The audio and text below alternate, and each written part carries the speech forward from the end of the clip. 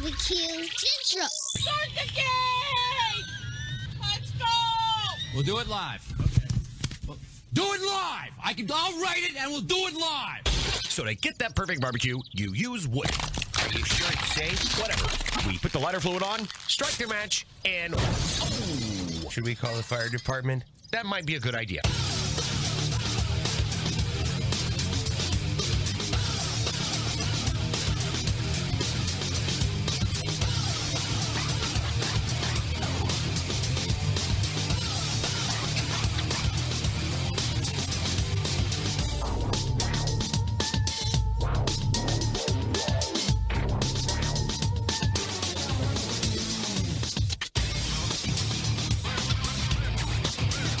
Good evening and welcome to the Really Big BBQ Central Show. This is a show that talks about all things that are important to the world of barbecue and grilling. This show originates from the Rock and Roll Hall of Fame city of Cleveland, Ohio, the barbecue capital of the North Coast. I'm your program host, Greg Rippey. Happy to have you. If you have often thought of jumping in on the show to contribute, either by phone or email, here's how you do that. You can get in touch with the show by calling 216-220-0966. Email Greg at the BBQCentralShow.com. On the Twitter and Instagrams at BBQ Central Show. Everything else you want to find out about the show can be found at the main website, thebbqcentralshow.com. And here's what's happening. Coming up in about 12 minutes from now, it is the third Tuesday of the new month of October, and we are racing through it, helping me get through the third Tuesday of the month in his normal first third Tuesday of the month spot. Boy, that got really convoluted really quickly. In the 14 past segment, none other than the creator of the Barbecue Bible brand website, the associated book that really got the launch going, and pal o' mine, Stephen Reichland, Barbecue Hall of Famer as well. We're going to be talking about seasonal cooking because depending on where you live, seasons are changing. That's for sure. It's been the breath of hell here, one of the longest summer remaining temperatures into October in recent memory, but it is feigning quickly, and we will talk to Stephen about fall weather cooking and things you might want to be considering cooking on a live fire. We may or may not have a well-crafted pumpkin take to talk about Stephen with as well, so look forward to that. 35 past the hour in the first what do I want to say? 35 past in the second. Jeepers creepers. Then, after Stephen, let's try it that way. And also, third Tuesday of the month regular guests and 35 past the hour slot. And the creator of GrillGirl.com, Robin Lindars, will be joining me. And we have a treasure trove of topics to go through. We will continue our tracking of Iguana 2019. It surfaced 2 months ago now, where Robin unveiled on the show. I don't believe it was a topic necessarily, but offhandedly mentioned that there were these nuisance iguanas that were nuisancing wherever she is in Florida. And not only was it okay to figure out something to do with them, but it was actually encouraged to go buy a pellet gun and end their respective lives. As many as you could round up, you're able to do that. Now, being a nice human, like for me, it's like pop one and just leave it in the street or in the backyard or wherever it lay. That's where it's going to be for me. But Robin's like, well, I'm a little nicer than most folk.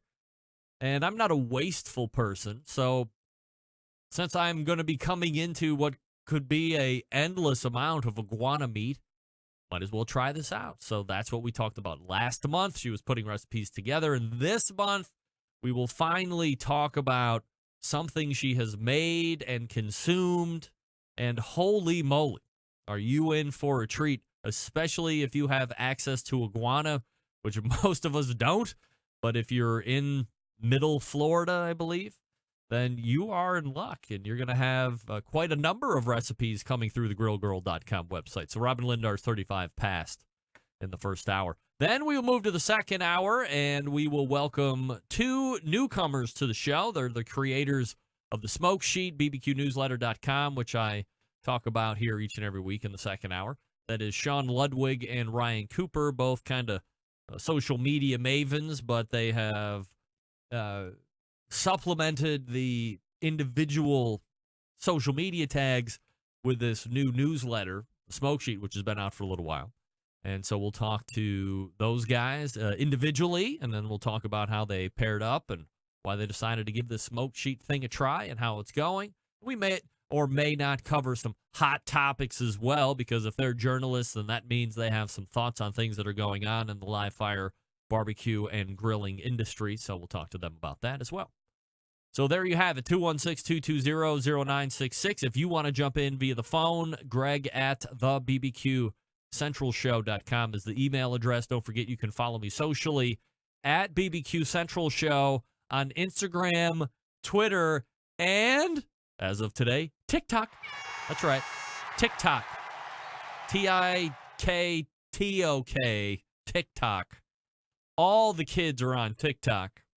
And from my social media experts, it's going to be the new Instagram, the new Facebook, whatever. I'm just trying to be as socially accepted as possible as it relates to the show. And nobody believes me. I say this not only with peace and love, but I say this with conviction and truthfulness, because I'm not here to lie to you people. If it wasn't for the show, I would have zero social media presence. Now, it seems very hard to believe given the fact that I am fairly prolific on social media. But if you go through my social media, it isn't pictures of me, pictures of my kids, taking vacations. I'm buying a car, blah, blah, blah. It's none of that. It only has to do with show promotion, sponsor promotion, business-related things, marketing for the show. And if I didn't have the show, I would have zero social media, no Twitter, definitely no TikTok, no Facebook. Hell no. Because outside of the show, I'm just not very interesting, and nor do I care to give you my thoughts on anything. I hardly care what I think, which means you can't care what I think.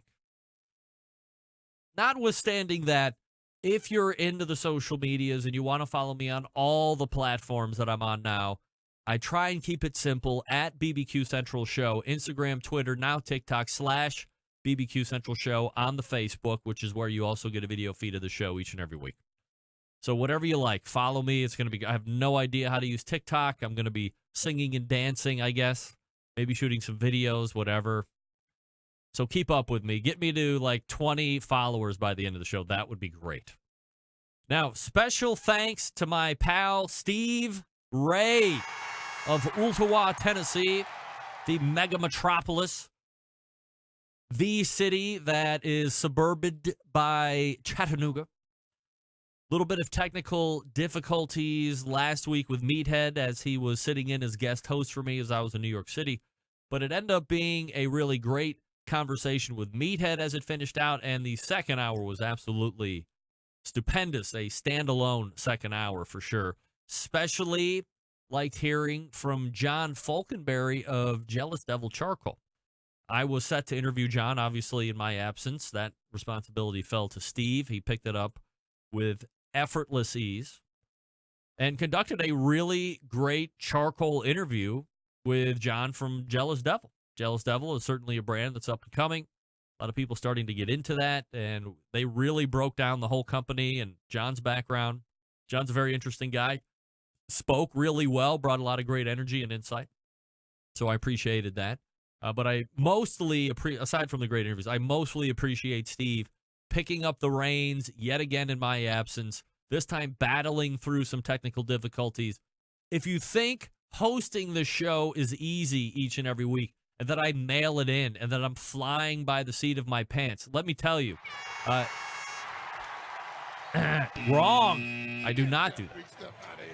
Steve got to find out firsthand what you have to do when the technology bugs filter in. So, job well done, Steve. And thanks. And next time I need a guest host, you are my first call as always. Now, as far as where I was, New York City for a modeling gig that my daughter Madison was booked for, kind of late notice. But we were in very late Monday, and then we had the balance all of Tuesday and the balance of Wednesday. And we were right in Midtown Manhattan, and there were 3 highlights for me. World Trade Center Memorial and seeing the new World Trade Center. Top of the Empire State Building with my Maddie, which was very cool. And then, if you can believe it, and if you follow me on social media, lunch with John Marcus at Cat's Deli. Are you kidding me? Dreams come true. Right here on the BBQ Central Show. More on that later. But thanks to John Marcus for meeting me. Like he had 50 better things to do, I would imagine. Met me for lunch. Come on. Thank you, John. That was great. We have Steven Reichlin coming up out of the break. Green Mountain Grills. Let's talk about it. 3 different models to choose from. The Jim Bowie, that's the biggest one. The Davy Crockett, that's middle of the line. And the, Daniel Boone, middle of the line. Davy Crockett is the small portable option. Now that we are through week 6 here in the NFL, perhaps it's week 7 and or 8 in college football, tailgating in full swing. If you want a great cooker to bring with you because you crave wood pellet-fired goodness, then the Davy Crockett is going to be the cooker you want to take a look at. Fits in all your trucks, vans, and SUVs. It's not charcoal. You can probably take it pretty much in any open-air situation if you don't have access to a traditional power outlet. Don't worry, because you can plug it right into that 12-volt adapter in your car, and it powers up, and away you go. 2 lines to choose from, classic line and a prime line. Prime line, a little bit more money, a little bit more robust of a chassis that is built onto internal meat probe temperatures if you want them. Wi-Fi technology, of course, on all of the lines. A couple peek-in windows right there in the main cooking chamber, and then again on the pellet hopper. Lots of great tech there. 12-volt technology on the prime line, both the Jim Bowie and the Daniel Boone and the Davy Crockett. Davy Crockett's actually where it started way back in the day. And plus, they have a lot of other great accessories. As I always say, if you get the Daniel Boone or the Jim Bowie, make sure you get the pizza oven as well for $150 or less, depending on where you pick it up. A great supplement to just the great slow cooker that the Green Mountain Grill is. GreenMountainGrills.com is the website. That's GreenMountainGrills.com. And we are back with Steven Reichlin from Barbecue Bible right after this. Stick around. Be right back.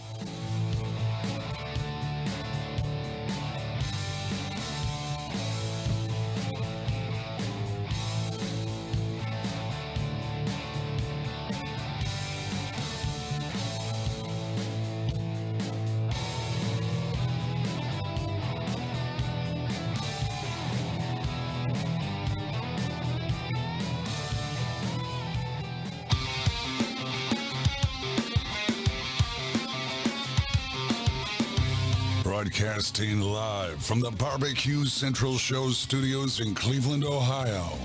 You're listening to the BBQ Central Show.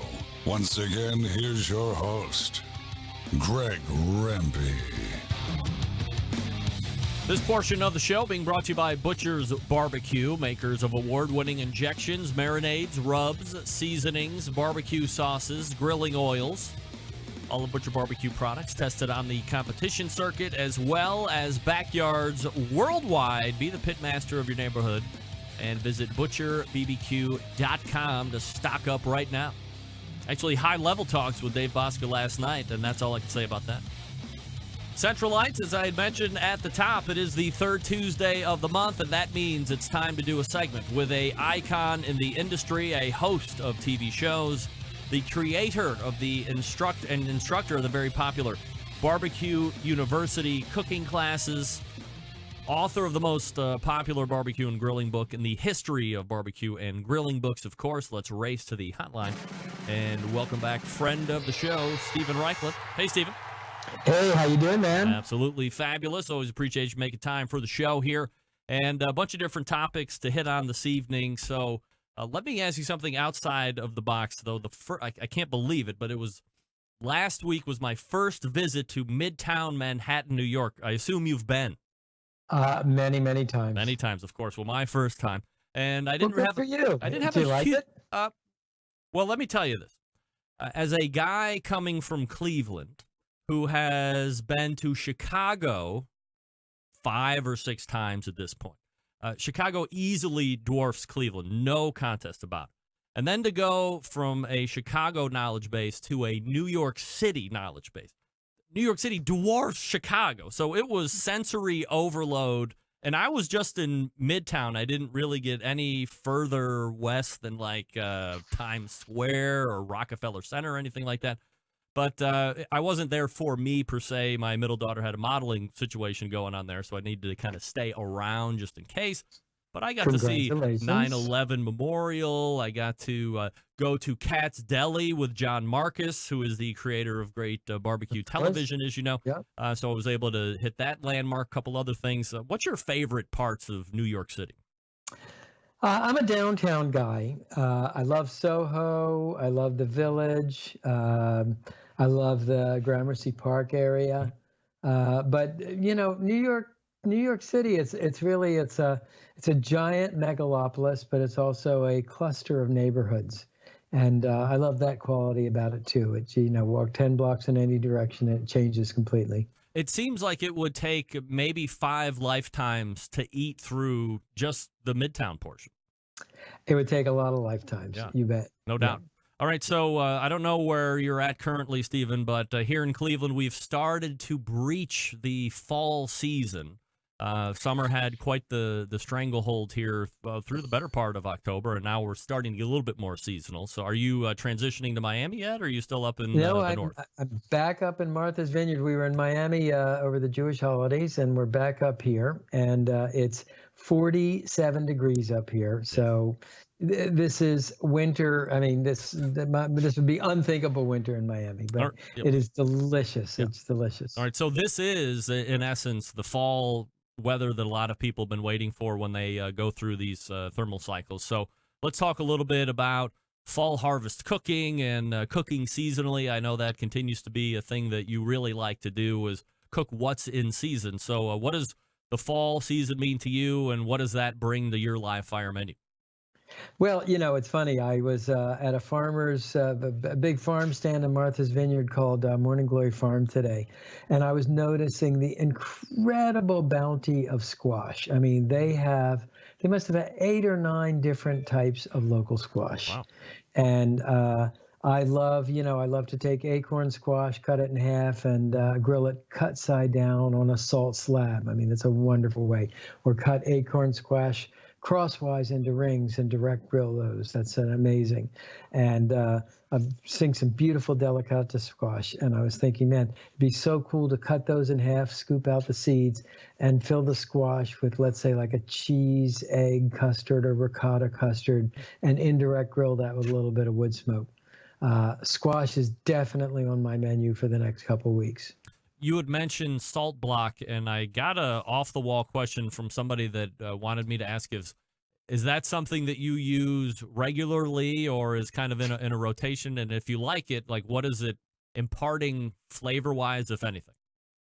Well, I do use salt blocks pretty often. In fact, I keep a salt block positioned on one of my grills all the time.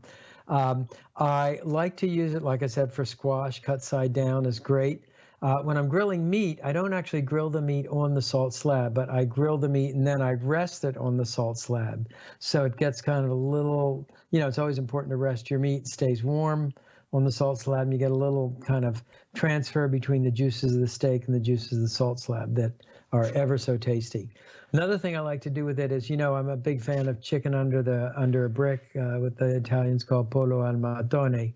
And traditionally, you cook that chicken, it's spatchcocked, and you grill it under a brick. I like to do it under a salt slab. You just get that much more flavor. One of the other things that is synonymous with fall, obviously you're talking about Halloween pumpkins. What about cooking pumpkins? Is pumpkin something that you're going to eat? Well, I do eat pumpkins. I love pumpkins. And what I like to do is I like to make a pumpkin pie on the grill. And to do that, I caveman the pumpkin, that is, lay it right on the embers and char it in the skins. And that gives you this really nice smoke flavor that goes from the outside in. Then you take the pumpkin flesh, and it gets mixed with eggs and cream and pumpkin pie spices, allspice, nutmeg, mace, cinnamon. And then to cook the pumpkin pie, I indirect grill it, again with a couple of wood chips, handful of wood chips on the coals, so you're sort of smoking it. You wind up with this kind of double smoked, totally amazing pumpkin pie. Have you ever just eaten the pumpkin meat, like cube it up and eat it? Oh yeah, absolutely. And another thing that I'm doing for the new book, where you take pumpkin and you ember roast it like I described, and then you mix it with ricotta cheese, and that sort of becomes a dip or a spread for grilled bread. Really nice. Is there a similar taste of pumpkin that you would compare it to, or is it its own flavor? Well, it's pumpkin, but it's pumpkin sort of refracted through sort of this smoky goodness of charring the flesh on embers. So it's sort of like a pumpkin on steroids, or pumpkin, viewed through a cloud of wood smoke. All right, does it matter what size? Like, is a bigger one going to be, let's say, No, more woody and lackluster in flavor, where a smaller one might be a little more genuine? Yeah, I like the smaller ones. I kind of go for maybe pumpkin that's sort of about that big, maybe a 3-pounder. All right, Stephen Reichland joining us here on the show, barbecuebible.com, his website, of course. One of the things that I was reading on your website recently, Stephen, was 7 grilling trends according to Project Fire. Of course, Project Fire is both a book and a TV show for you. And I was interested if you could share some things that I guess I'm assuming you learned these as you were either getting through the book or doing the TV shoot. Yeah, absolutely. Well, these sort of emerged from the TV shoot. And it's funny, when you plan menus, I'm not thinking like, what are the trends and how can I come up with dishes to match them? It's more like I plan the menus, and then when I step back and look at the show, I think, well, there's something interesting going here. And I kind of had something came across and governed the menu. So one, was grilling crosses borders. And we did 2 shows. We did one called Tex Meets Mex and another called Chino Latino, where we looked at the kind of cross-cultural fusion. The Tex Meets Mex was obviously, Texas barbecue meets Mexican spices and chilies. And the Chino Latino kind of pays homage to, in the mid-19th century, countries like Cuba and Trinidad and Tobago imported the first wave of laborers from China and the Far East to work the plantations, replacing the slaves who had newly been liberated. And that led to sort of this fusion of Caribbean ingredients and flavors and Chinese cooking techniques and flavors. And so we explored that in the Chino Latino show. That was pretty interesting. I mean, another trend that's big, and I'm actually kind of working on a new book on it. Grilling goes green, and it's sort of the vegetabilification, if you want to think of it that way, of grilling. But I mean, I think we're all, even diehard meat eaters, we're all grilling more vegetables and trying to, not only for health, but we're sort of showing them a lot of creativity and love, maybe, that was missing before. Is that something that's being forced on us, do you think? I do not think. I think it's something we're embracing voluntarily. And it's funny, I think I mentioned my next book is a book on, I call it vegetable forward grilling. It's not a vegetarian book by any stretch, but, and, as I tour the country like I do every spring, I mentioned the new book and kind of wanted to hear what people thought. And East and West Coast, everybody's like, yeah, I really want to see that. Texas, Kansas City, initially people kind of groan and grumble and make the sign of the cross warding off a vampire. But then after the classes, guys would come up to me and say, that's really a good idea. I mean, I don't like to admit it in public with the guys, but I want to eat more vegetables. But so in order to remain at a high level of hypocrisy, which I love to operate in, I ask if grilling vegetables is, or vegetables in general, is being pushed on us. But I love grilled asparagus, grilled tomatoes, grilled zucchini. It would appear to me, at least in my palate, that even if I don't like it inside, prepared traditionally or whatever that would mean to you, if you get it outside, it's kind of like one of Reichland's rules: anything cooked inside is going to taste even better outside on the grill. It exemplifies that for vegetables. Oh, absolutely. If you think about what's in a vegetable, right? All vegetables have a lot of sugar. Cook them over high heat on a grill, and you're caramelizing that sugar and making the vegetable sweeter. And then if you're working over a wood fire, which I love to do, or working in a smoker, you're also adding a smoky element, which again just totally changes the complexion of the vegetable. It's funny, I'm looking at my website here, and I'm looking at a dish we did for a show called Wood Fired Grilling, and they're tomatoes blistered over a hot wood fire, served on toast with sweet ricotta cheese. And I mean, this thing looks as amazing to me as any steak could. Stephen, last time you were on the show, we talked about cilantro, and I said, some people just seem to hate it with a passion. Then you had mentioned that I think it was 30% of the population has something wrong with their mouth where it tastes like soap, and that's why they don't like it. Correct. Is it I'm married to one, unfortunately. Oh, well, there you go. Is it similar with tomatoes, or do those people just hate tomatoes? Well, I don't know that I've ever met a person that hates a tomato. Oh, my God. You got to come and visit my house. I'm surrounded by them. Every last one of them hates tomatoes. No, I've yet to meet a person that, but I will come to your house someday. I don't know when, but I will. And we'll set them straight. I will introduce you to 4 women who hate tomatoes with a passion, and then you will see them in person, no doubt. Do they happen to be wives and daughters? Yes, of course. Ouch. Yes. A man on an island in more ways than one. Stephen Reichland joining us here on the show. One of the other things I mentioned in the open, we're right in the heart of football season at this point. That's obviously synonymous with tailgating. And I was wondering if you had any indispensable tools for tailgating you'd like to share. Well, I do. Aside from the obvious long sleeve suede gloves for handling hot chimney starters, tongs, long handle spring loaded tongs for handling the food, instant read meat thermometer. But one thing that's really useful is a rib rack, sometimes called a rib condominium. And that is a device that enables you to cook 4 racks of ribs standing upright in the space normally that would be occupied by 1 or 2 racks. So if you're really trying to pump out ribs, for your buddies at a tailgating party, rib rack is a very useful and essential tool. Another thing, this is just so goofy, but it's one of the best sellers in my Best of Barbecue line, actually. A small metal trash can, because when you're done, first of all, you put your charcoal in it, keeps it dry before you start grilling. And then second of all, when you're done grilling, you put that hot ash in a metal charcoal. You sure don't want to do that in plastic or it'll melt. It's a great way to, kind of keep your ash control under control. Stephen, do you, I just lost my line of questioning that I was going to ask you about. You got so emotional at the thought of that. That trash can just absolutely blew my mind. So what about food-wise at tailgates? Are you a fan of more of the simpler dishes? I mean, you can go to some of these places and it's a full-blown blowout. Well, I guess I'm pretty elemental. I like bratwurst, I like ribs, I like burgers, I like a steak sandwich, I like pork shoulder. Pulled pork shoulder is great because you can, prepare it ahead of time, just reheat it.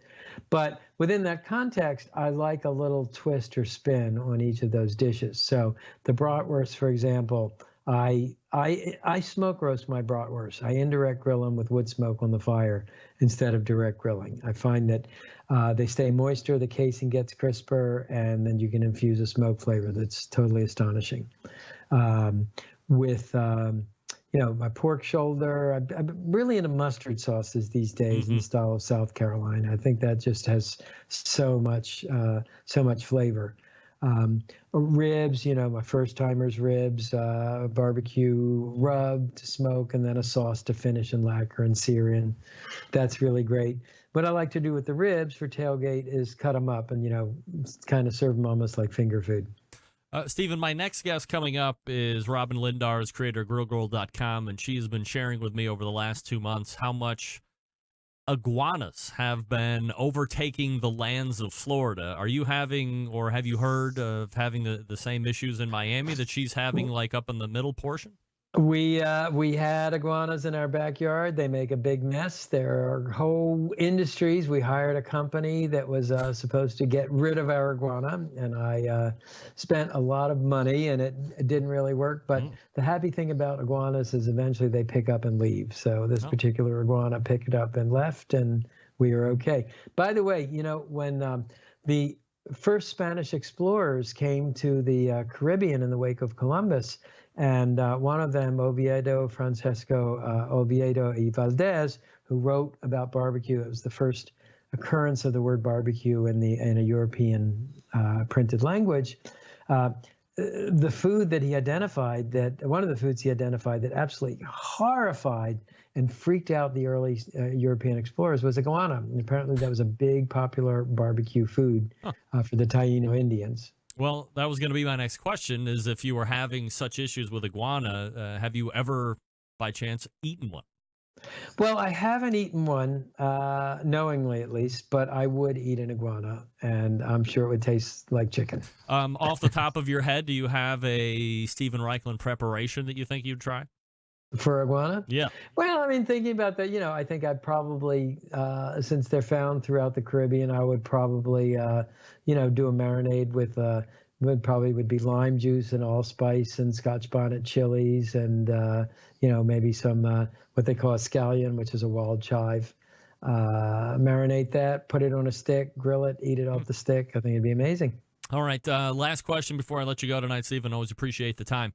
I had a listener-submitted question asking where there would be a new location for Barbecue University. I believe, or at least from what I'm hearing, that the Broadmoor time has come and gone, or no? It is, and Okay. we will be moving to a new location, and we are finalizing that location this month, and we will announce very shortly. So if any of your listeners are interested, go up on barbecuebible.com. We'll make a big announcement about it. I promise you it's going to be fabulous. All right, so there wasn't any class that had already been being enrolled at the Colorado location that you're having to roll back at this point? No, we are moving locations, bigger and better. All right, sounds good to me. It's Stephen Reichlin. You find him here the third Tuesday of each and every month, barbecuebible.com, his website. Stephen, always appreciate the time. Thank you so much. You got it. There he is, Stephen Reichlin. Right there. Barbecue Hall of Famer. I always mean to ask him about, so many years later, what's it mean to be in the Barbecue Hall of Fame? Because a lot of guys still don't know who's in the Barbecue Hall of Fame, I think. Slowly changing. We're trying to help. Here in this show, we're trying to help change that whole knowledge base or lack of knowledge. Did somebody not tell Stephen Reichlin to go buy a pellet rifle and take care of his own iguana? That seems like that would be right up his alley. Sitting up high atop the porch and pop, pop. Taking off Iggy the iguana. Field gutting him, quickly bleeding him out. Ripping off his skin, soaking him, and then doing whatever the hell he would do. Put him on a stick, I think he said. Lime juice. Maybe there was a 5 spice in there or something along those lines. I don't know.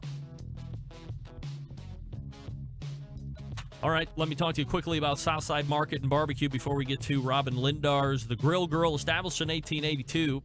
Southside is the oldest barbecue joint in Texas. They've been owned and operated by the same family for 3 generations now. Famous for the original beef sausage, which is coarse ground, but in a natural pork casing.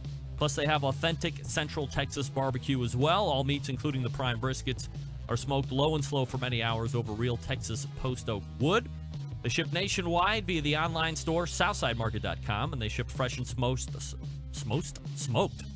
sausages nationwide. Shipping customers can choose to order now and ship later. Include a custom gift note if you want. You can mail to multiple addresses without additional charges. All shipped items are vacuum sealed to ensure freshness and ease of preparation for the customer. All meats are processed in that on-site USDA-inspected facility. On-site meat markets for fresh and smoked products. Custom orders are welcome as well. If you're hungry, you can eat there, too. 2 restaurants, Elgin, Texas since 1882, and Bastrop, Texas since 2014. Plus, you have grocery distribution through Texas and many surrounding states. When you go to SouthsideMarket.com, by the way, as you're checking out, use promo code BBQ Central, all one word lowercase. I actually just gave that code out to a fan of the show yesterday who texted me and said, what's that code for Southside? BBQ Central, of course, all one word lowercase. Get you 10% off your entire order, so don't be afraid to shop. The more you buy, the more you save with code BBQ Central. The Grill Girl, iguanas, World Food Championships, and the list goes on. We're back right after this.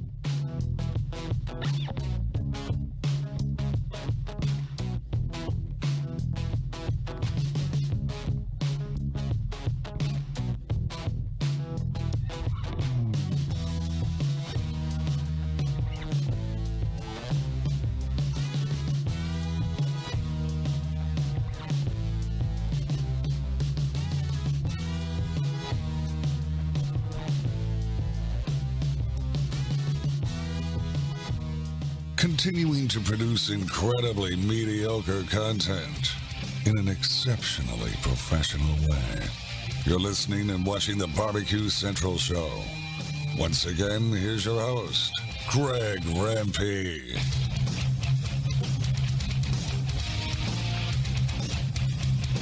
All right, welcome back. This portion of the show being brought to you by cookingpellets.com, your number one source for quality wood pellets for all of your pellet-driven cookers. You visit cookingpellets.com for more information or to purchase. You can also visit amazon.com as well. What the hell?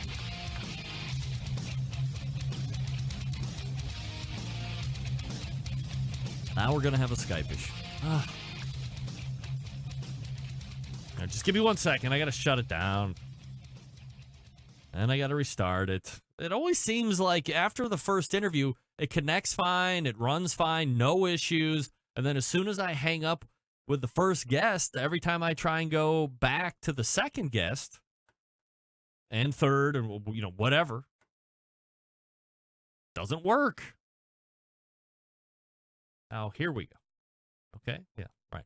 Anyway, my next guest is also found here on the third Tuesday of each and every month. She is the creator of grillgirl.com, and we race to the hotline and welcome back friend of show, Robin Lindars. Hey, Robin.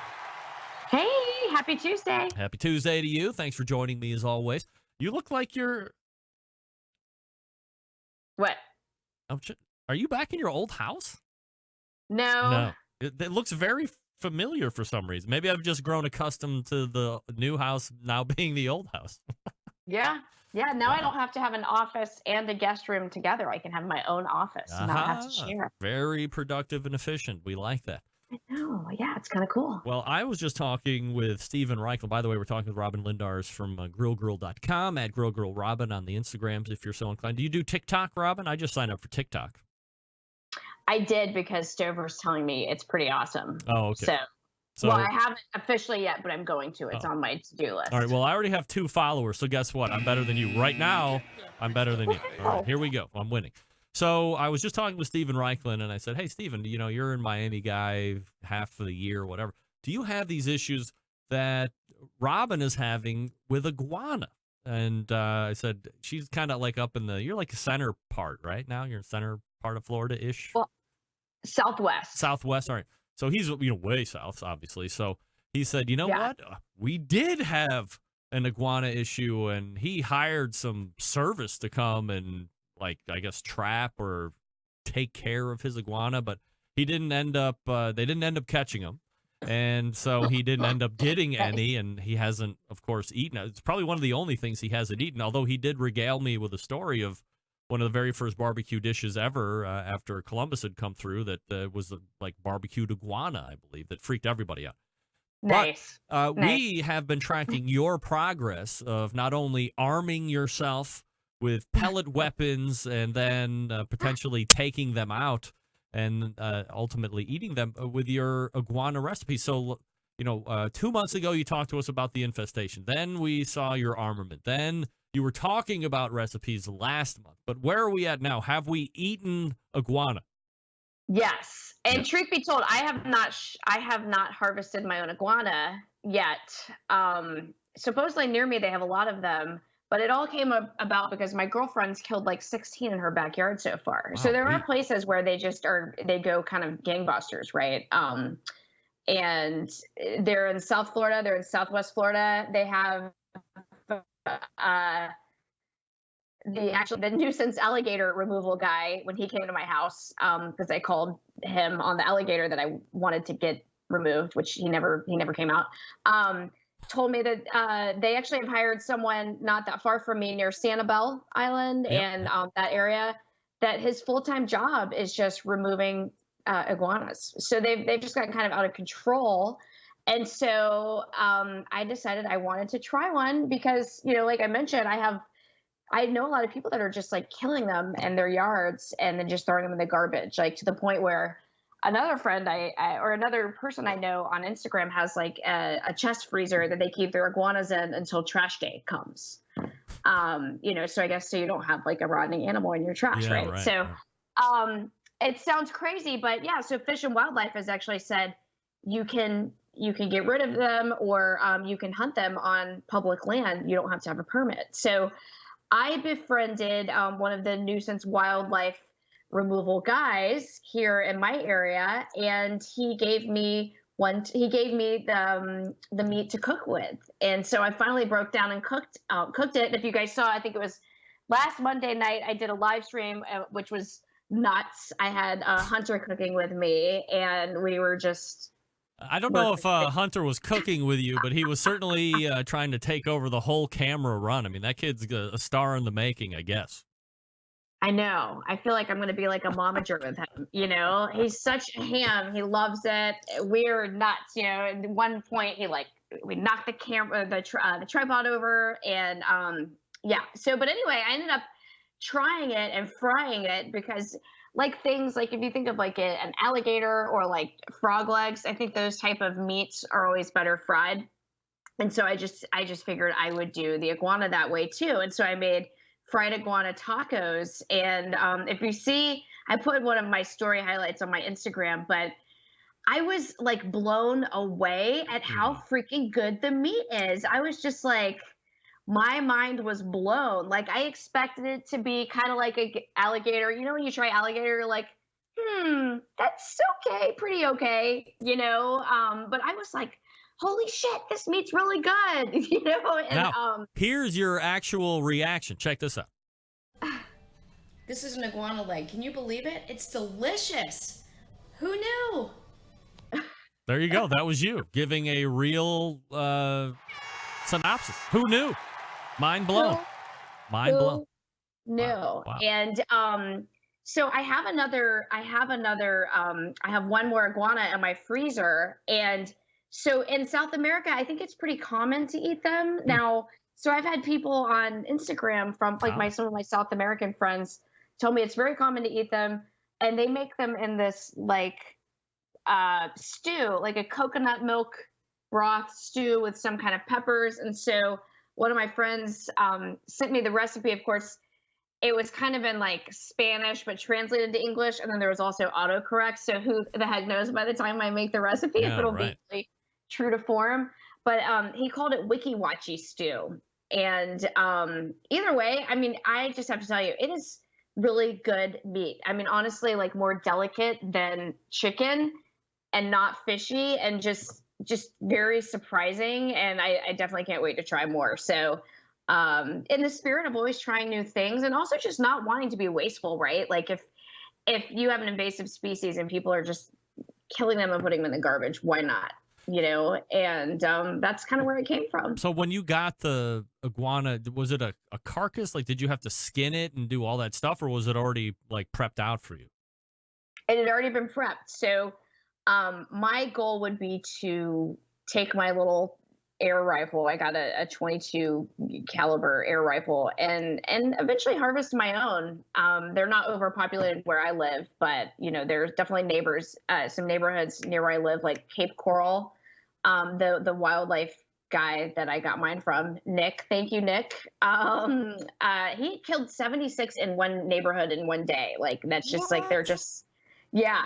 So I know it's kind of crazy. So it's kind of like if you followed my blog, you know that I will cook sometimes like lionfish, which is another invasive species. Like we have a lot of stuff that goes kind of crazy down here with no natural predators. So just in the spirit of not wanting something to go to waste, I tried it and it's freaking delicious. How much meat do you get? I mean, obviously it's going to depend on size, right? But I mean, did you get a couple pounds of meat out of an iguana? The one I had was really small, and for the first recipe, I tried the small one first because I kind of wanted to practice. So it wasn't probably even a pound. That night, I also fried a bunch of fish and did like fish tacos and iguana tacos. But I mean, I've seen some big ones. The alligator guy, my new alligator removal guy, was telling me that one lady, there was an iguana so big in her backyard, she thought it was an alligator. So they can get pretty big. Wow. But the one I had wasn't it's not a ton of meat, and there's not any fat on it, so you definitely don't want to overcook it. But I can just equate it to like a more delicate chicken. Like when I had that iguana leg, it tasted like a chicken wing. I was blown away. You could put buffalo wing sauce on that, and you would have a bigger version of a buffalo wing potentially. Absolutely. And honestly, if you gave it to someone, they would not know. Like Really? They would not know they were eating iguana. No, they would be like, "Wow, this chicken is moist and delicious." It's I definitely want to cook some more recipes and try it out. All right. Because Well, we're looking super forward fun. to that, no doubt. Grillgirl.com is the website if you want to keep up with the iguana files. And as the new things roll out, obviously you'll get updates right here on the BBQ Central Show on the third Tuesday of the month as well.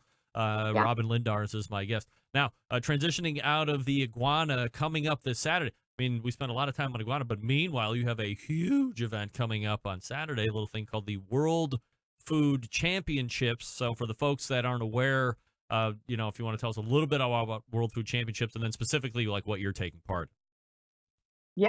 Yeah. So I've been practicing like crazy. That's what I was doing tonight before I put Hunter to bed. Just kind of one last hurrah, trying to get my dish down. But yeah, the World Food Champs is like it's a big event. I didn't realize how big it was, but I've been hearing a lot about it recently in the past couple of years.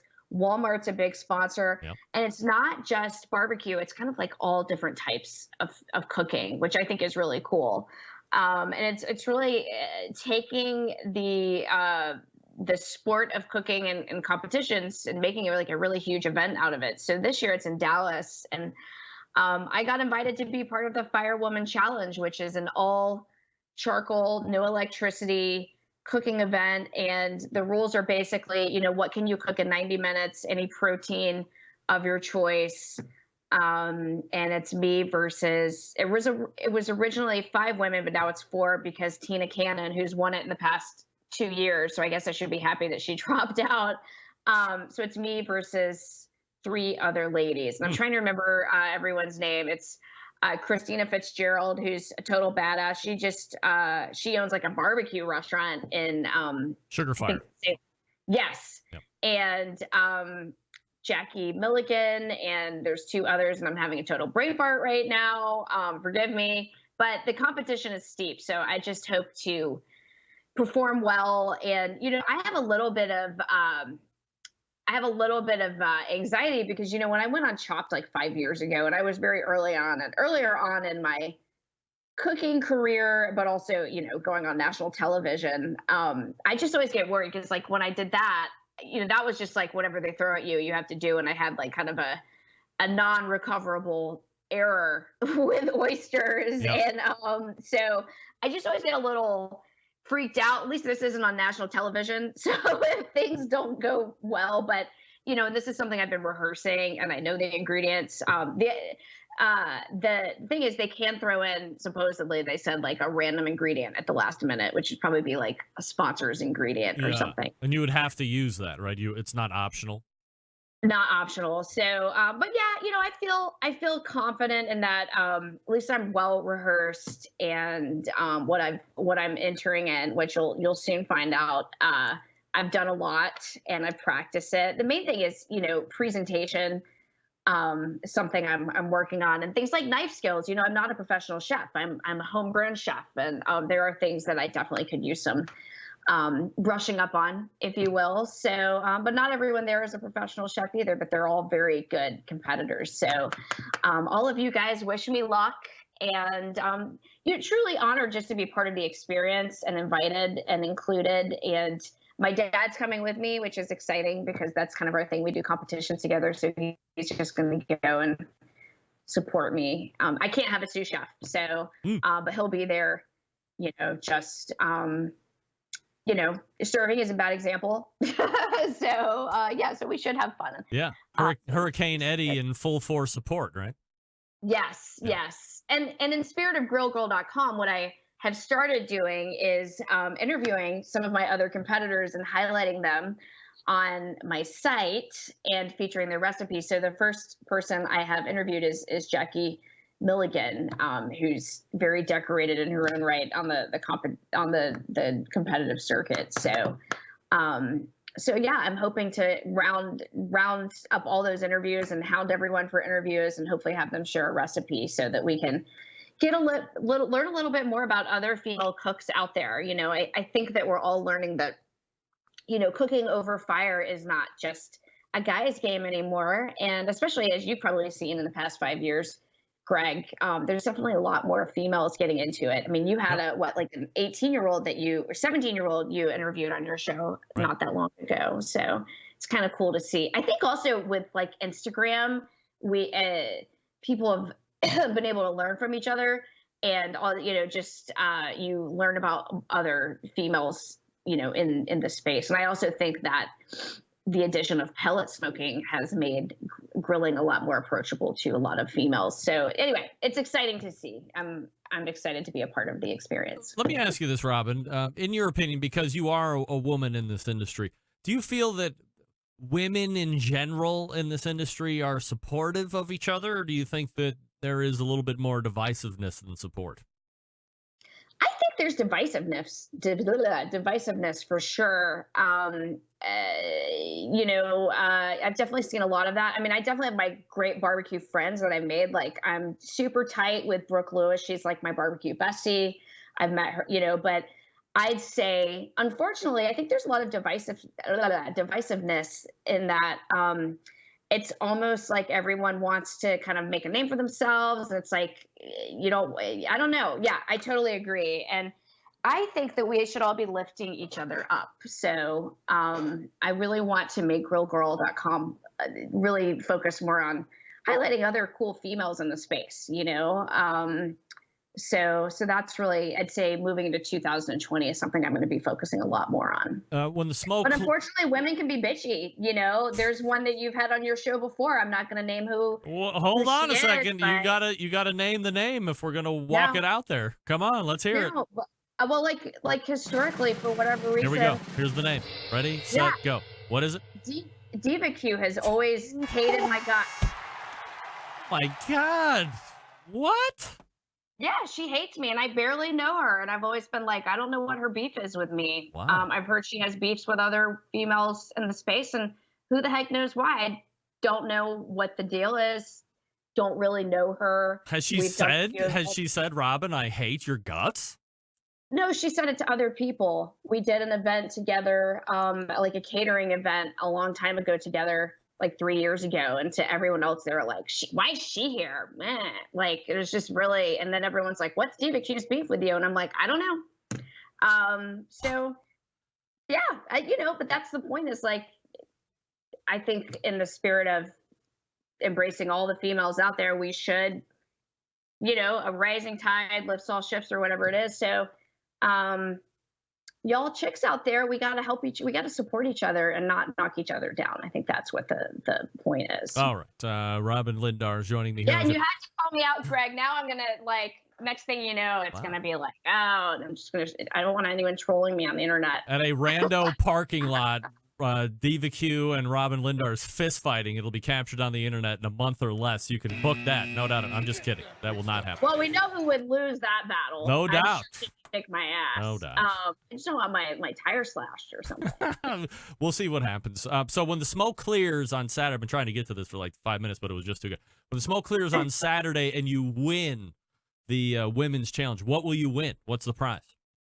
I think it's like $1,000, maybe $1,500. I don't think it's a huge cash purse, but I think it's bragging rights at the end of it, you know. Yeah. But I'll take it. I could use the money. Yeah, right. Couldn't we all?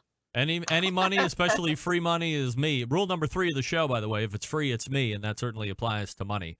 And we are talking with Robin Lindar's Grill Girl. You can find her at grillgirl.com. So make sure you hit that website. Check out all the interviews she's going to do with all the other female competitors out there, World Food Championships. Plus, iguana recipes. Come on, at Grill Girl Robin on the Tweeter. I assume you're going to be at Grill Girl Robin on TikTok whenever you get on that too. Yes or no? Yeah, I gotta get on there, and I will live stream from World Food Champs, you guys. I mean, I've never been there before, so I'm gonna live stream it when I get there on Friday. So if you want to follow me on Instagram, I'll be sharing it.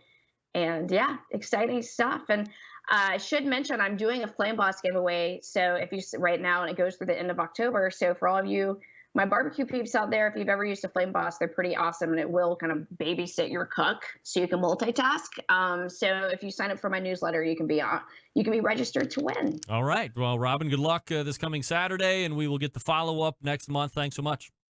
Yeah, love you guys. All right, there she is. Robin Lindar's right there. Wow-wee. Look at her. I hardly took any prodding from me at all to get her to say that name. Wow-wee. Look at her. Look, you either love that or you hate it. As a host, I love it. Of course, you know, if anybody ever interviews me, that's something I would do. If I'm going to fish something out there, actually, I wouldn't be as coy. I would just kind of roll it out there. Not even kind of, I would roll it out there. But it took very little prodding on my part to say, hey, forget about no names, please. Names, please. Let's discard rule number 1 of the show, no names, please, and let's go right to names, please. And she threw it right down. Look at that. Is there any way that is going to trickle back to DVQ, and now we could have a steel cage match on the BBQ Central Show in 2020? I'll start promoting it as soon as I get confirmation from the other side. We'll sell pay-per-view tickets. It's going to be the biggest pay-per-view event in barbecue wrestling history, right? Barbecue wrestling? I have that already somewhere, I think. Anyway, that is... Uh-oh. Oh, see what I did? Damn it. Big name Holy interview. moly. Oh, right. Give me a damn minute. Oh, Christ. Here we go. That's what I want. All right. I had it right the first time. Let me roll it back. Robin Lindar's is the Grill Girl. That was my last guess. Grillgirl.com is the website. At Grill Girl Robin is her Instagram, will be her TikTok. Join TikTok. Where am I at on followers? I'm very concerned. I want 20 by the end of the show. My levels are not, my expectations are not very high. Smokin' Joe's Pit Barbecue says maybe Robin and DVQ can wrestle in a giant bowl of chili beans. What's a chili bean? Is that like red beans? Pintos? Or just chili bean mix? I don't know. All right, we are going to wrap the first hour. Stick around. We'll be right back. Big name interviews, advice on cooking brisket and ribs, and the only host willing to share his honest opinion on all things important in the world of barbecue. It's the BBQ Central Show.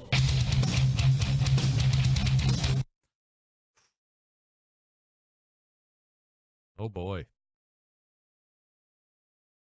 Check 1, 2. All right, my streaming software on the audio side has just took a dump. Still recording. Can everybody see me still? This is weird. Let me roll down here. Just somebody jump in. Let me know you can see me. Sam Broadcaster has dumped, and that's not good. Let's try this. Oh, indeed. All right, are we back? No, we're not back. Internet still seems to be up. I just can't go anywhere right now because I don't have my music. Hey, there we go. This is Jennifer Palamas from Charlotte, North Carolina, and this is BBQ Central.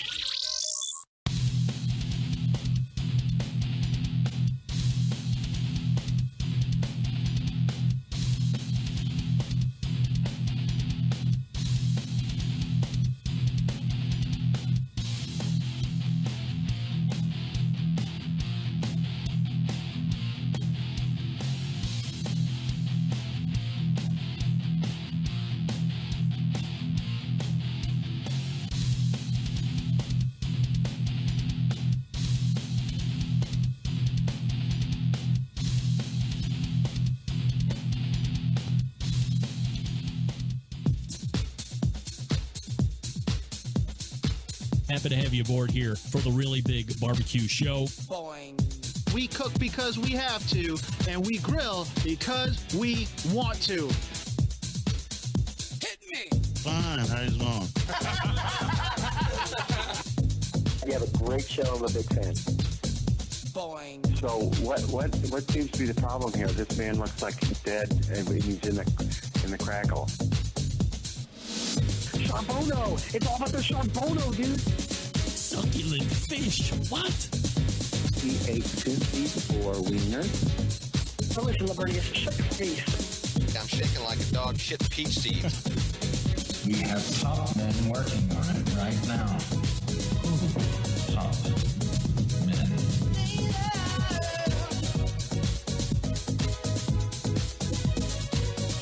And just like that, we are into the second hour, and you have found the BBQ Central Show.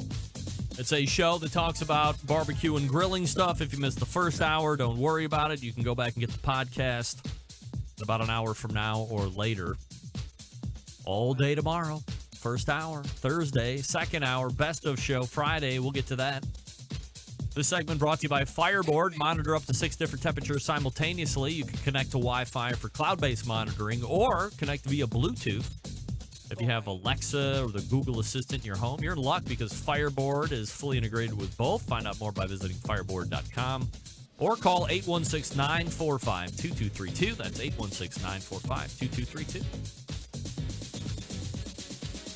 Still to come on the show this evening, Sean Ludwig and Ryan Cooper from the Smoke Sheet.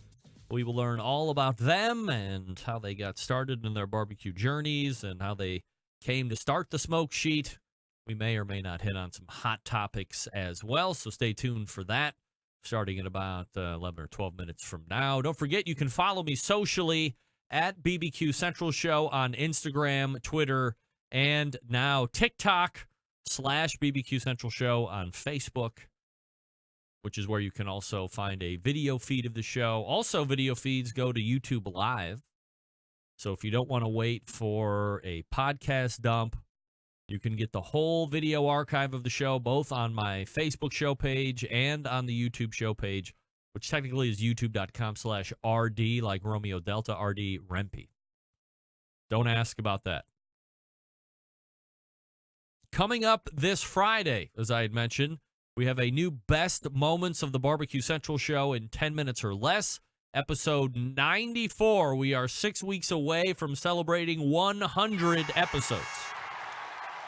And we are going strong, and by we, I, of course, mean John Solberg, putting together these shows. He's the EP of the Best Moments of the BBQ Central Show in 10 minutes or less.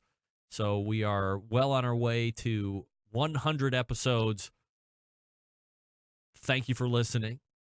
It's a very popular downloaded show in the barbecue realm, believe it or not. It has grown to be one of the most popular barbecue podcasts out there from download numbers. And I've done a lot of due diligence on download numbers and who gets what and where the numbers are and who's really a star of podcasting and who isn't. And I'm here to tell you that the BBQ Central Show and its landscapes and properties on the interwebs, we are bona fide stars. And that's no bullshit. The average podcast out of whatever it is, 750,000 podcasts, ranging from the most popular of stars all the way down to the dregs of society. The average podcast, I'm going to give you a stat right now that's going to blow your mind. The average podcast at release, all the way out until forever amen, 125 downloads. That's the average. If you hit 125 downloads on Johnny Douchebag's podcast, here's my latest episode. If you hit 125, you're average. Can you believe that? 125. We are so far above the average. I can't believe. That's why I say when it comes to podcasting, here at the BBQ Central Show, we are bona fide superstars. Superstars. I couldn't believe it when I saw that the average podcast was 125. Why are you even wasting your time? Just talk to the wall. That's about how many people are listening. What's the difference between 125 people and talking to a wall? Not much difference. And it's a lot less money to invest to get up and running. Talking to a wall. Save the money on the microphones and the mixers and the computer screens and the stupid sound effects and all this other crap. Talk to your wall. Save your cash. Get 124 less downloads on every new show when you talk to your wall. And your wallet will thank me later. 125. Wow-wee. Anyway, episode 94, best moments of the BBQ Central Show in 10 minutes or less, will bring you back to October 20th, 2010, 9 years ago. Pitmaster of then Tippecanoe Barbecue Crew, Joe Beelan, show legend. He joined me and we were talking about making the trip to what was then his pending travel to the Jack Daniels World Barbecue Championship.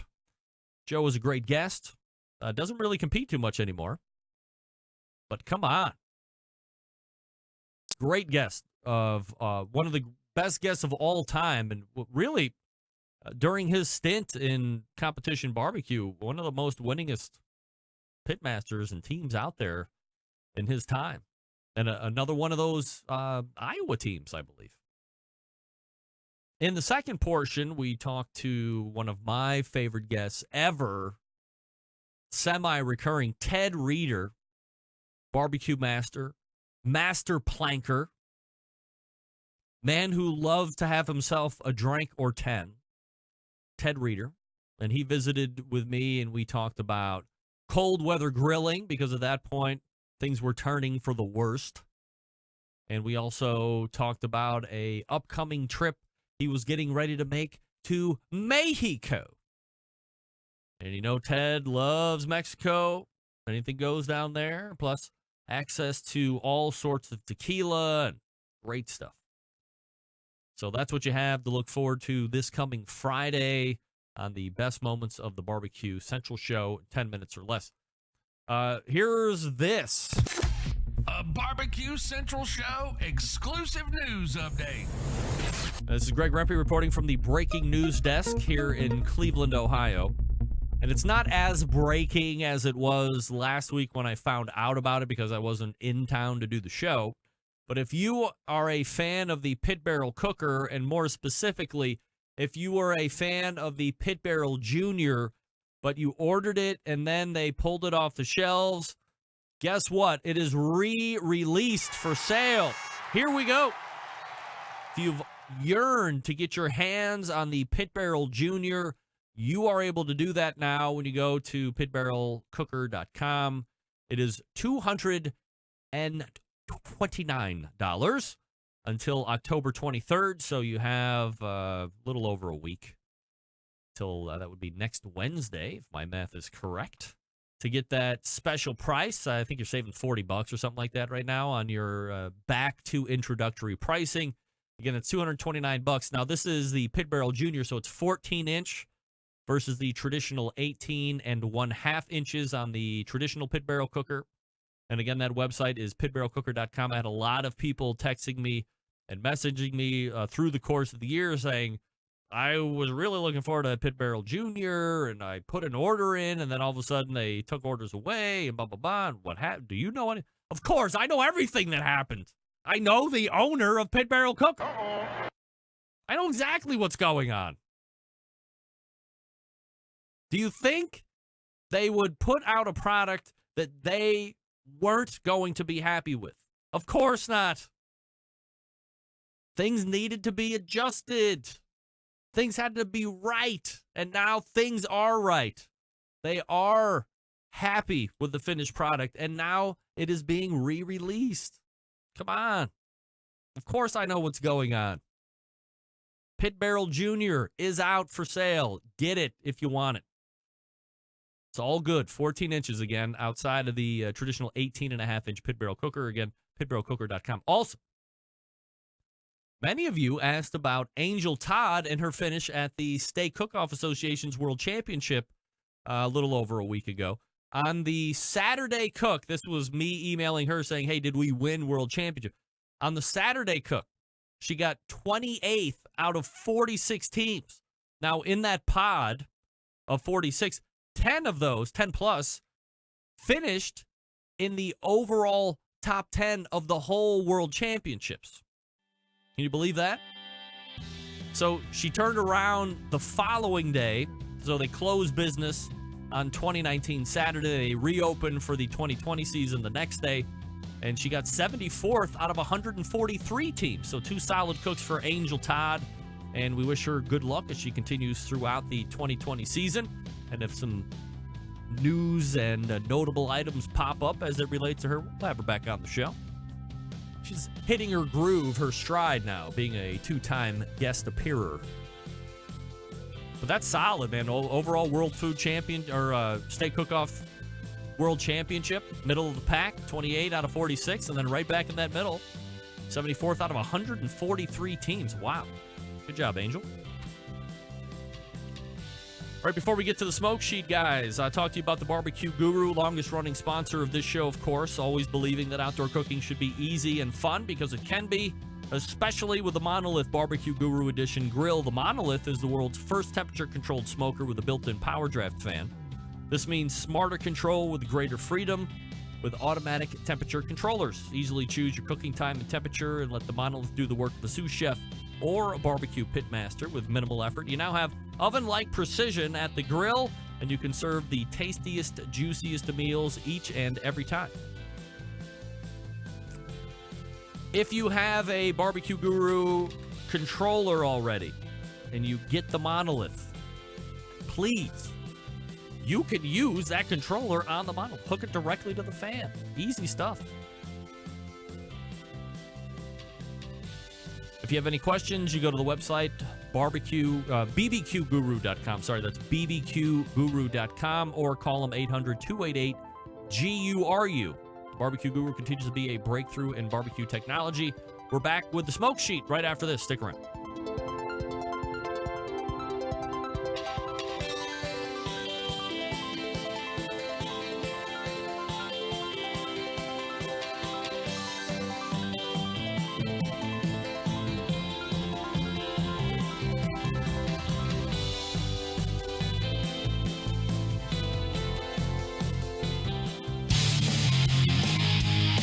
The the only show giving you a monthly visit from a doctor of barbecue, a man actually named Meathead, the author of a barbecue Bible, bloggers, reviewers, competitors, and manufacturers by the dozens. It's the BBQ Central Show. Once again, here's your host, Greg Rempe. All right, welcome back. This portion of the show being brought to you by Smithfield. That's right. Nothing better than some Smithfield fresh pork. Love the ribs, love the pork butts, love the pork tenderloins. Finding them at Giant Eagle where I live, also in the big box stores. Oh, man. Smithfield is great. Don't forget to check out their barbecue website, Smokin', S-M-O-K-I-N, Smokin'withSmithfield.com. And don't forget about that World Championship coming up here very shortly as well. All right, my guests in the second hour are doing the down and dirty work of barbecue journalism. Sounds glamorous, but there's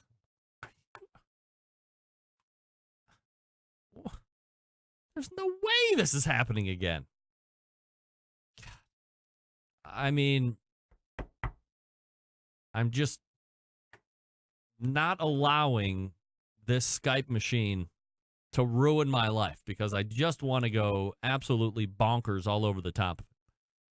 There's no reason that we should be having these kind of errors.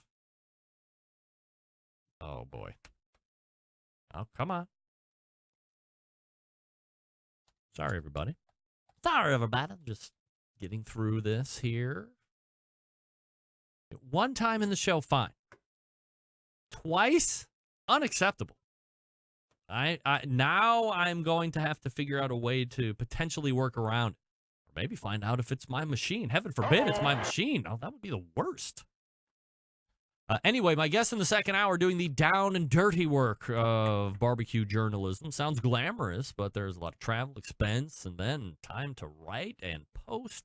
Why did you get into barbecue and why did you decide to get into covering it? Let's go ahead and race to the hotline to find out. I welcome first-timers of the show, Sean Ludwig and Ryan Cooper.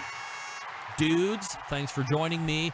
And I will, let's say, call out names, I guess, so we don't start talking all over each other and make for a nice audio experience. So we'll get some background on you guys first before we jump into some barbecue stuff. Sean, let's start with you because I've met you in person first. Absolutely. Thanks for having us. Yeah, little background on you personally, professionally, where you're living, and then we'll go over to Ryan. Sure thing. I live in Brooklyn, New York. I'm sad that when you visited New York recently, you did not say hi. Feel a little insulted. Please do. You know what? You made it to Katz's at least. You know, you didn't do nothing. You at least made it to Katz's, so I appreciate that. You know, in my defense, I would like to say that it wasn't a sightseeing vacation opportunity. I was merely playing chaperone and providing financial resources and muscle for my daughter. I think that's absolutely fair. Yes. I did see Brooklyn from the top of the Empire State Building. I thought I saw you. I did give a shout out, but I don't know if you heard me, but I did try my best. That's all good. I've lived in Brooklyn for about 11 years. I grew up in Kansas City, Missouri. So when it comes to barbecue and learning about barbecue, Kansas City was my home base. And when I moved to New York, I moved 3 days after I graduated from the University of Missouri. And I started missing barbecue. So I started seeking out good barbecue in New York City. And from that journey, I eventually started photographing and writing about barbecue, and I've been doing that in New York for about 4 years. Was there quite a dearth of barbecue availability 12 years ago? I think that there was some availability. The thing, it's been an ebb and flow of some good places have gone, and we've lost some of those good places, and the new great places have shot up out of the ground. And it's been actually surprisingly good. I think when I first moved to New York, I didn't expect there to be that much good barbecue. And then over time, kept being continually surprised by how much good barbecue was to be had in New York. And I started telling other people about it. Sean, it seems like a huge jump to go from Missouri. You leave, have your degree, and then say, okay, let's go to New York City. I mean, that's a pretty big leap. Did you have a job already lined up, or you were like, hey, it's the Big Apple, and I'm going to go take my bite? I actually feel like if I didn't have, I had a paid internship set up. And if I didn't have that paid internship, I think it would have been too difficult to make that jump. I mean, I know some trust fund kids out there have, can deal with, having an unpaid internship in New York City, but I could not. So I studied journalism at the University of Missouri. It's a very good journalism program, one of the top in the country, and I wanted to study journalism. So if you're gonna, if you were gonna go all out for journalism, where do you go? New York, right? And it's the media capital of the United States. Yep. And I wanted to give it a shot. I gave it a shot. And the journey's been one very weird journey. And ultimately, now I'm doing barbecue journalism. So I think the journey's done me well. All right. Now we'll race over to Ryan, get a little background on you. Hey, Greg. Thanks for having me. You bet.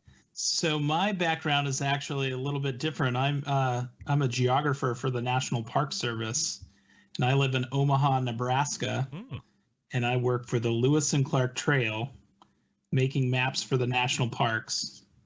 So I guess I got really into this barbecue thing a couple of years ago. I mean, I grew up in Kansas City, so barbecue's always been part of my life and everything, but I decided, well, maybe I'll make a map of all the barbecue joints in Kansas City. So I decided to do that. I created this Kansas City barbecue story map. So it has all the joints on there, and it has the history and kind of like the different characteristics of Kansas City barbecue. That was so much fun. I decided maybe I ought to go to Texas and do the same thing. So I went down to Texas, and after that I was hooked. I was like, okay, I need to go everywhere and do this. Is that where Barbecue Tourist was eventually born out of? Exactly. Yeah. So I decided, well, I'll go to Texas. When I went to Texas, it was amazing. And then I was like, well, this is kind of a touristy kind of thing. So that's how I came up with Barbecue Tourist. How do you make a map? I've never talked to anybody that, aside from Christy Vanover, who I think works for National Park Service out in Nevada, you're the only other person that I've ever talked to that has worked in a national park. And on top of that, you're making maps. I mean, how the hell do you do that? You just do a ton of research. It's all pretty much online now. And it's all automated on the web. So the cool thing about it is you can update everything pretty much instantaneously. You don't have to kind of redraw everything. And for barbecue, it was cool because I could add all sorts of information about barbecue joints. I could have photos and videos and update the information. Kansas City, surprisingly, I mean, the map that I made is a couple of years old. I probably have made like 20 to 30 changes on it. Places open and close, and it's just constantly changing. Do you have an inordinate amount of free time at your disposal, Ryan, given the job, or do you have to be like boots on the ground fairly frequently in order to make sure you're mapping correctly? No, we have tons of free time. I probably shouldn't admit that, but yeah, lots of free time. Where everybody thinks national park people are out in the wilderness all the time, but honestly, we're in the office like 99% of the time. I am fortunate that I get to travel a lot for my job, since the Lewis and Clark Trail is pretty much almost nationwide. And that's great for me because in the evening I get to go try new barbecue places. Ryan, would you say that you are more of a traditional Southern style barbecuer or griller, or mix of both? I would say more traditional Southern style. I do a little bit of grilling, but mostly it's kind of low and slow smoking. What about you, Sean? Are you more of a griller or a mix of both with the traditional Southern style? I would say that it's probably a griller, but I hate to admit this, but I don't have a backyard. I live in Brooklyn, and it's incredibly expensive to live here, and I wish that I had a backyard. So I usually help out at other people's backyards if they have them, or if I'm in Kansas City or St. Louis, you can find me around a grill if I have time for it. So that's, for me, it's something that I would aspirationally like to have a backyard in Brooklyn. But you need a little more cash for that. Yeah, no doubt about it. Sean Ludwig joining me here on the show. His handle, NYCBBQ on Instagram, and also Ryan Cooper at BBQ Tourist on Instagram. You should follow them immediately if you're not doing it. And then, of course, the website, bbqnewsletter.com, which we'll get to here in a second. All right, Ryan, so talk to me about how the concept of the smoke sheet comes up, and I guess perhaps more importantly, where does the connection with Sean take place? Well, that's actually pretty interesting. So I mentioned that I traveled down to Texas. I was in line at Snow's Barbecue in Lexington, and there's this guy in front of me, and he's talking about barbecue, and he seems to be just as crazy about barbecue as I am, and it turns out to be Sean. So we're both from Kansas City. We both went to the University of Missouri, but we actually met in line in Texas at Snow's Barbecue. So that's kind of the birth of the smoke sheet, at least right there. So, Sean, were you surprised that somebody from a alma mater and from a state is right behind you that has the same kind of a passion? I mean, that's almost kismet. It really did feel particularly strange, but it also felt right. I was like, oh, okay, you're from KC, you like barbecue, you went to Mizzou, this is very cool. But we were around. I mean, that line is such an interesting line. And Greg, I know you said I don't think you've had a chance to go do that line yet, maybe one day. But that line is full of people from all over the world. I mean, but it was very cool. We actually, I think, talked to people from out of the country and from in the country, and but it was karmic that we were standing next to each other in line, and what a small world. All right, Sean. So talk to me about when the smoke sheet was, more. So we see how it was kind of born just because you guys were in line, but when does it actually start to take form, shape, a genesis, and get going? Yeah, I had this idea kicking around in my head for a long time that I felt like I wasn't able to keep up with what was happening in the barbecue world outside of following, cool people on Instagram, reading, several news outlets, just kind of keeping track of things. But I felt like it was really difficult to be like, here's what's going on this week in barbecue. And I just kept feeling like I was behind. It was always difficult to keep track of the biggest news, the biggest events. And I was like, well, why not create something that's weekly that you actually could help, keep track of these things? And I didn't want to necessarily do this by myself. And so here I had met this amazing fellow barbecue aficionado in line. So I sort of brought this idea to Ryan, and I said, what if we did this together? What if we used our powers combined? You go all over the country, certainly more places than I'm able to go, but I'm just as passionate about this subject as you are. Can we find some way to work together on this thing that we could really keep track and keep tabs on all the best barbecue podcasts, the best barbecue videos, the best barbecue news, the best barbecue events? How do we do this? Well, we already keep tabs ourselves, but what if we keep tabs together? What if we come up with better processes to keep tabs on everything, and then we share our results with the world? Ryan, how does the process actually work in a week-to-week basis? Week to week. So what happens is, each week we release the newsletter, and after that, immediately that evening, I create the sort of the outline or shell for the following week's newsletter. And we have all the different sections in there. We start populating those. And then, typically the first thing I try to look at is a recipe of the week, because we thought that was really important to give to our readers. Plus I love to cook, so I like to try, a lot of these out as well. So start with a recipe, add to the events that are going on, and then start, plugging in the best podcasts, the best videos, books, and then all the news stories. And then Sean takes it from there. Sean, what are you doing to finish it out? I think something that's also really important to the process is that we basically have set a bunch of Google alerts and things like that to try to keep up with whatever's kind of buzzing around on the internet. And then throughout the week, we're also collecting a bunch of interesting links and things like that throughout the week. So I think really the last piece of the puzzle is usually summarizing the most recent news about barbecue, because we're trying to make sure that everything in there is really a week or less, old.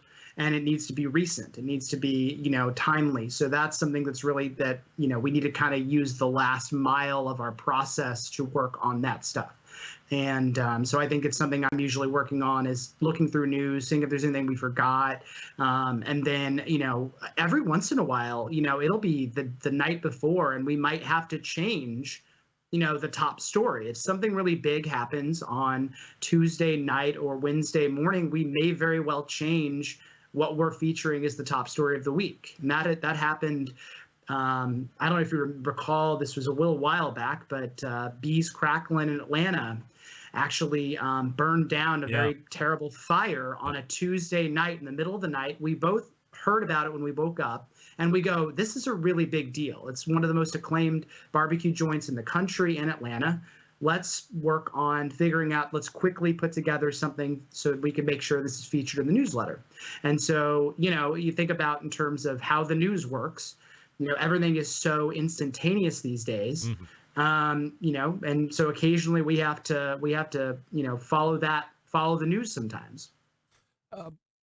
There's only a few barbecue journalists, I think, that anyone has really even ever heard of. One is the BBQ News, which has been around for 30 years or however long it's been. And then obviously the other is Daniel Vaughn, and that seems to be a little bit more of a niche, especially Texas-based, Texas Monthly, obviously. So do you think you guys are more filling in the gaps of wherever these two entities aren't covering, or how do you view it, Brian? Yeah, absolutely. And that's one of the reasons why we wanted to start this. We knew that Daniel Vaughn had Texas kind of covered, but there's a lot of other great stuff happening all across the country.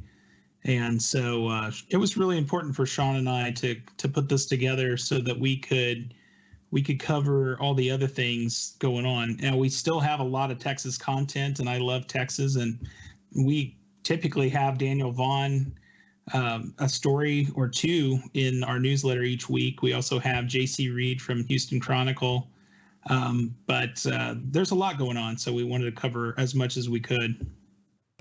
Sean, how many hours do you look like putting in during the course of a week, would you say, just on the average? I feel like we're probably putting, I don't know, probably each one of us is probably putting like 10 hours at least in a week on it. Because the thing is, it's not just simply putting the newsletter together. I think there's a lot of other components to it, social media, emails, responding to people that get in touch with us. I mean, I think there's a bunch of different components to it. But I think, it's something that we want to grow. It's something that we want people to, to take seriously. And we put a lot of our time into it because we really believe in it. Ryan, would you like to monetize this at some point? Is that like an end goal, or is it just more growth and spreading of news and knowledge? Well, absolutely. We'd love to monetize this. I mean, it takes a lot of money and time, of course, to travel to all these different events and all these different places. It would be really great. Right now, I think we're really focused on growing the newsletter and, going to as many places as we can, but absolutely the goal is to monetize this. Sean, what kind of a subscriber base do you have currently? Well, I want to add one more thing is we do even have some sponsors. So we're already at the point where we're getting sponsorship from various entities and events that want to make sure they're getting highlighted to our audience. So it's, we are in the process of monetizing, and I do think we're on, the upward slope on that. So that's great. Now, you've got sponsors, my friend. You are the sponsor king. Tens of thousands of dollars a month, by the way, if you were asking. That's right. Private jets. You're the king. Yeah. Right. Well, with that private jet, you should come out to New York more often. I just don't like to travel, That's what can I tell you? Exactly.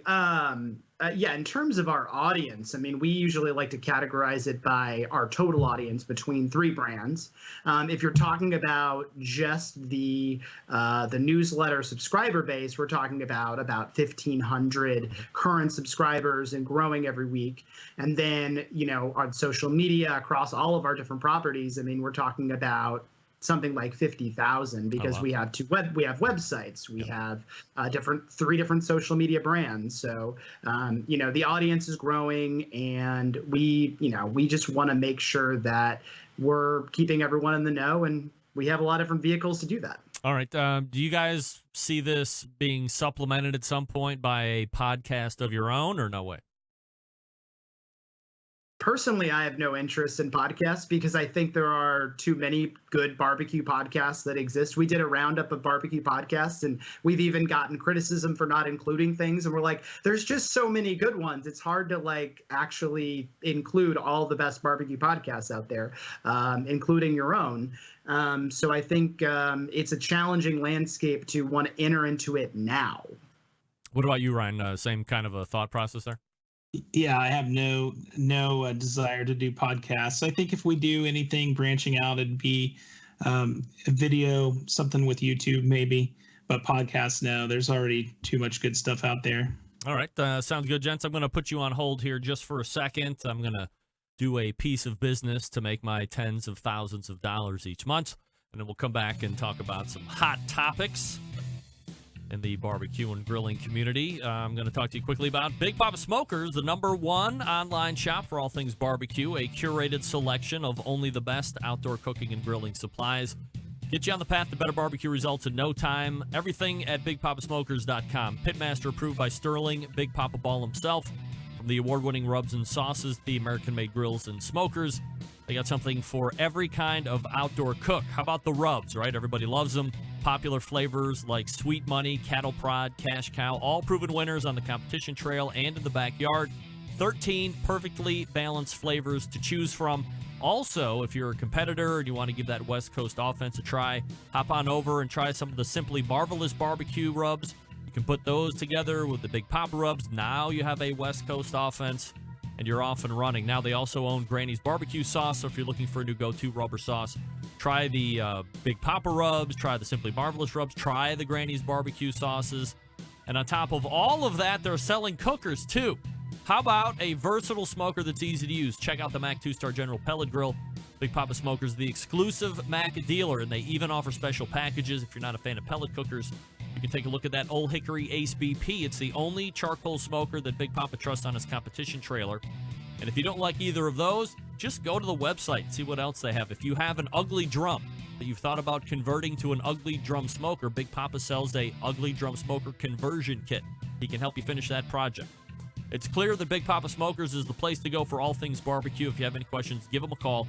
877-828-0727. That's 877-828-0727, or shop BigPapaSmokers.com. That's BIGPOPPA Smokers.com. Back with more Ryan and Sean from the Smoke Sheet right after this. Stick around.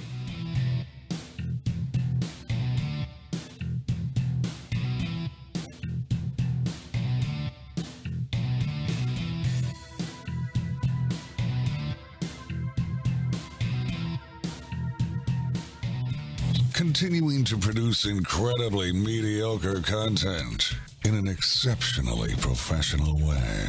You're listening and watching the BBQ Central Show.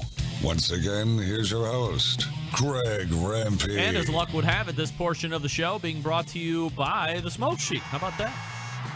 Want to know what's going on in the world of barbecue, including top events, news, recipes, and more?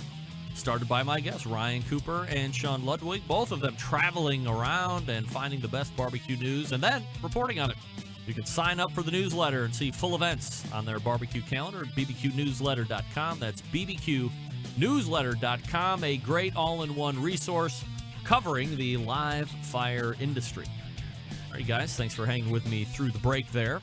Let's talk about some hot items that are going on in the world of barbecue and grilling. We were talking about if there was any interest in podcasting.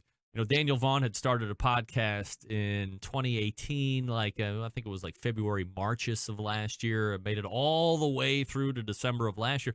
No new episodes in 2019. No surprise to me for a number of reasons. But what about you guys? You surprised that it has extinguished itself that quickly, Sean? I'm not surprised given how much there is going on in the barbecue world. And then he's writing so much and he's traveling all over Texas, which is enormous. How does he have time to sit down in the studio and work on that each week or every other week or whatever would be this kind of schedule? And, it's just if it's this amount of time consuming to do it, his vehicle for social media and Texas Monthly gives him plenty of audience. And so is it worth it to spend that amount of time? Maybe not. Did you ever listen to it? I listened to a few episodes, but I think there weren't that many episodes to listen to. Yeah, I mean, it was maybe a dozen or less. Ryan, were you surprised to see his podcast go away? No, not at all. Did you listen to it? No, I can't say that I did. The thing, I did listen to it. I love to listen to all barbecue podcasts. I solely listen to all barbecue podcasts so I can immediately start hammering them and figuring out how bad they suck. And trust me, there is a vast landscape of barbecue podcasts that sucks. In fact, most of them suck really bad, by the way. But there are a few that I actually will listen to while I'm running in the morning, or if I'm having an exceptional amount of windshield time in the car. For instance, How to Barbecue Right from Malcolm Reed is a really good one. I actually probably am one of the few that like, what is it called? The Tailgate Barbecue Grilling Guys, or, whatever that show is. That's a Kansas City-based show. The hosts are kind of fuddy-duddies, but they're older dudes, I guess. But their production is good, and I think, by and large, it's a pretty good show. But after that, it kind of falls off pretty quickly, although Certified Angus Beef just started a new podcast called Meat Speak. I don't know, Sean, have you heard of this yet? Meat Speak is not on my radar. Okay. Ryan, what about you? No, Ryan is actually spends more time in the car than I do. Yes. And so I think he's got more time to be listening to podcasts than myself, but that one's hasn't been on my radar. Yeah, so I think they might be 3 or 4 episodes in. Obviously, it's a brand that could probably benefit from having a podcast because they have a crazy amount of access to food and scientists and the business aspect and celebrities and spokespeople and all that. So I think they have a good base of being able to start a podcast, but we'll see how it goes. The production value is pretty decent there. By the way, I mean, Certified Angus Beef is in Worcester, freaking Ohio, 1 hour away from me. Do you think that they would have lobbed somebody a phone call like an hour north and said, hey, we're thinking about putting a podcast together? You should help me with it? No!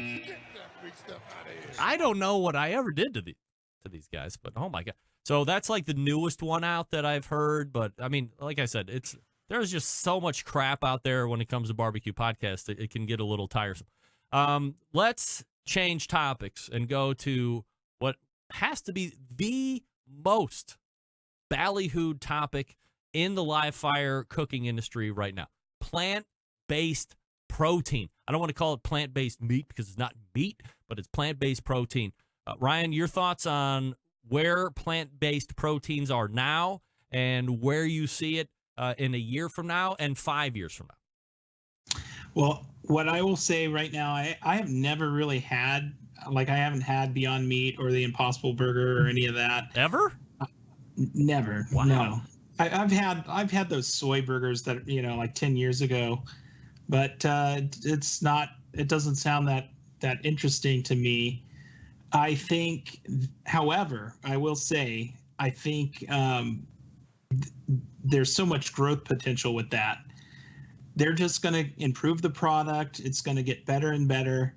And even though it's kind of a fad right now, I don't think it's going away. I don't think it's something that's just like, big now, but going to disappear. I think it's going to continue to slowly grow and just be a different alternative for people. Sean, your thoughts on plant-based proteins? I did try Impossible and Beyond. I preferred Impossible to Beyond. I do think that it's going to get better over time, right? I think that those are just two companies that are in the limelight, right? It's just part of the conversation. But when it comes to this, I think a lot of the bigger companies are looking into it and how they can provide products that are of comparable or better quality. So right now the product's not that healthy. The problem, I think, is that it's very processed, and it was funny that even I think Chipotle, a company like Chipotle, was like, "Sorry, it's too processed. We're not gonna do it." Yeah, we're making everybody sick like 3 times a week, and they're shutting down our stores because we don't know how to hold things. But we're not going to use that. No, which I think was very funny. But I did recently try Pure Farmland. Is that on your radar, Greg? Now, the only other one I think I've heard is like Jardins, or they have an ad running during the Howard Stern show on Sirius XM, but that's the only other brand besides Impossible and Beyond. Pure Farmland is a subsidiary of Smithfield. Okay. And when you've got a company like that investing in plant-based proteins and planning to offer it, around the country, that it's got steam. And I did try. I was able to try some of their items, and I did actually think it was quite good. Like, it was tasty. I didn't feel like I was, being served an imitation burger. That wasn't even a burger. These different kinds of products are going to take every kind of form. And if you think about it as a cuisine, right, you could take a vegetable that doesn't taste very good, and then you actually prepare it, and then it tastes good. Well, why wouldn't we do the same with all of these different kinds of plant-based proteins? We will, actually going through the process of transforming it into a dish will actually make it taste a lot better. So I don't know. I think that right now it's in its infancy, and it's going to become a lot bigger in the long run. I think the long tail for this kind of thing is it's big. And I do think that, like, when it comes to like something like the Impossible Burger and beyond, that's a fad. Mm-hmm. That's something that doesn't matter. It doesn't feel like it matters in the long run. What comes after it is what's going to actually matter in the conversation. Ryan and Sean from the Smoke Sheet joining me right here on the BBQ Central Show. BBQnewsletter.com is the website. Sign up if you haven't already. One of the other topics I wanted to talk to you about, and it's seen a good steady growth here since its inception, but has really exploded in the last 2 or 3, maybe even 4 years, is pellet cookers. Sean, are you a pellet cooker fan to whatever degree you're allowed to be a fan of? I'm a fan of it in the sense that I think it's a good way to get started with backyard barbecue and adding smoke and wood to what you're working on in the backyard. I think that barbecue in the backyard can be pretty pricey. I think, Greg, you've probably experienced, wanting to buy something really awesome, but then you're like, well, it's pretty expensive, right? Yeah, so for sure. I like it in the sense that, let's say I want to find a cost-effective way to add more, smoke flavors into what I'm working with. I don't hate it because I've actually had, even recently, was able to try some food that was made on a pellet grill down in St. Louis when we were at Q in the Lou, and it was delicious. It was like somebody who knew what they were doing, using this tool to make food, and it was good. Like, I think if you just kind of recklessly use it, well, then, or you're using one that isn't built well, then it's not going to be good. But if you know the tool well and you're using good products, well, I don't see any reason why it shouldn't be part of the conversation, especially if you're just getting started. Ryan, you a fan of pellet cookers? Well, I don't have a pellet cooker myself, but just like Sean said, we were down at Q in the Lou in St. Louis, and Green Mountain Grills was there. All of the demos on the demo stage were Green Mountain Grills. Everything that was made was Green Mountain Grills, and it was fantastic stuff. So I know that you can produce really, really good barbecue on a pellet cooker. Having said that, we were also at the American Royal recently talking to another team, and pellet cooker right behind us caught fire, just like pretty much almost exploded, like right there. So I think there's some not as good products out there, and then there's some really good ones as well. Do you think over the next 5 or 10 years you'll can see it to take market share from whatever else is existing out there as far as cookers are concerned? Oh yeah, definitely. Yeah. I think it's just growing. Another thing that happened at the Royal was Weber really was pushing their new pellet cooker that they're coming out with there as well. They had kind of announced that, so I know if they're getting in the game that the pellet cookers are here to stay. Sean, you also buy in that pellet cookers are going to be ramping up market share over the next 5-10 years?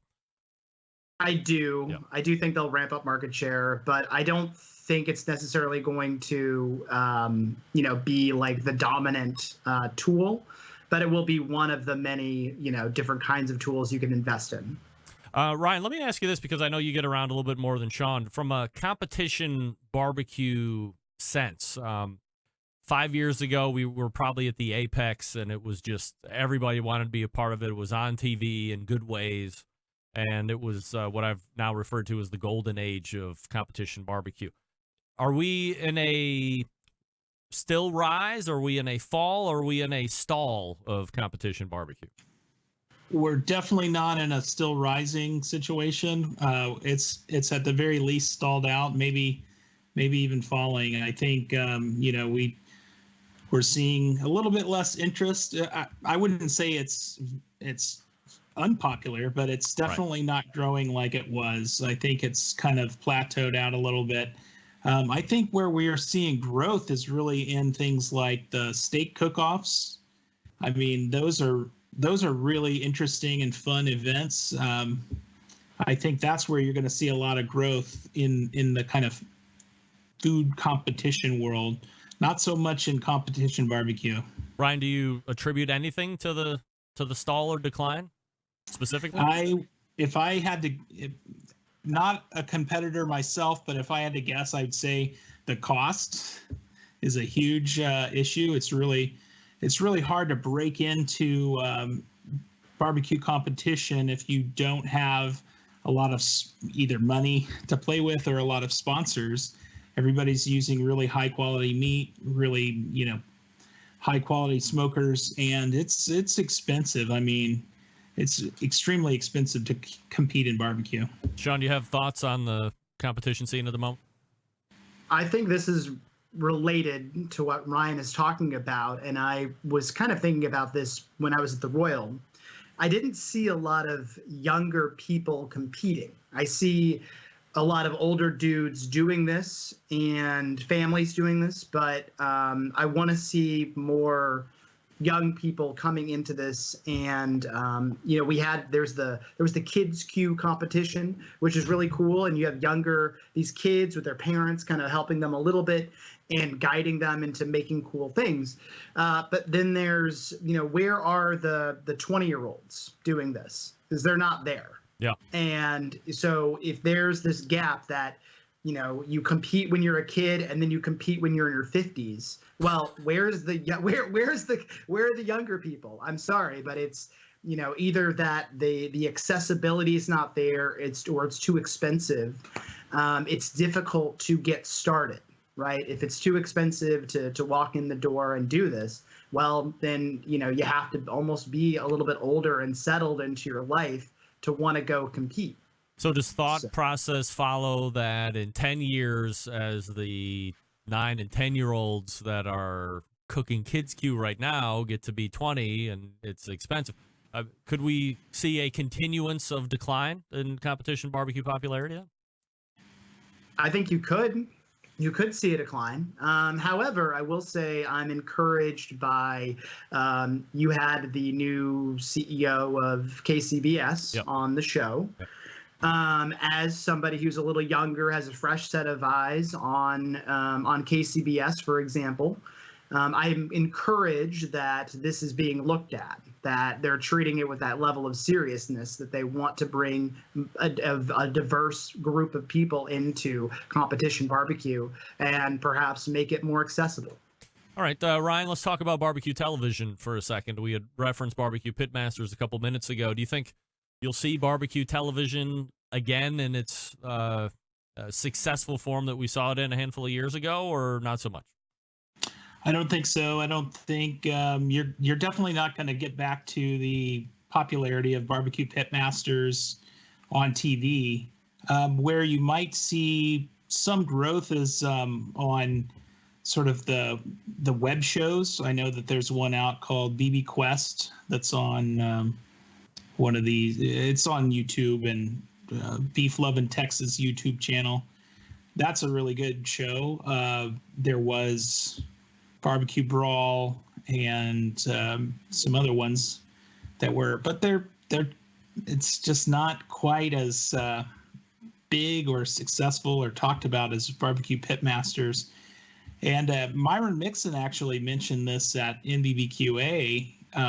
He was talking about, they have a backlog of so many Barbecue Pitmasters episodes.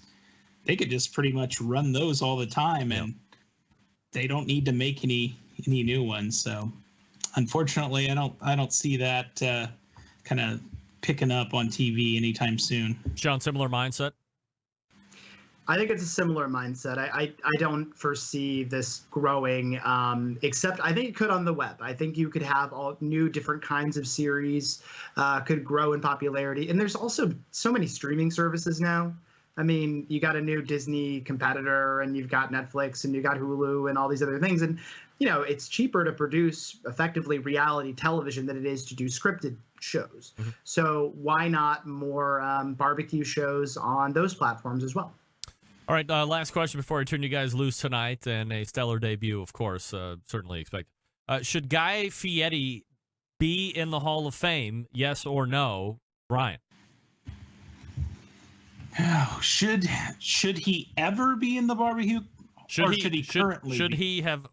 I mean, either way, should he have ever been in? And since he's in, should we get him out? I'm thinking. I don't think he should have been in right now. Correct. I think that is the correct answer. Go ahead. Thank you. Go ahead. I just think there are so many other people that deserve to be in there. So I'm going to say no. Right. Let's get him out of there. Sean, should Guy Fieri have been in the Hall of Fame, and now that he is in, should we try and get him out?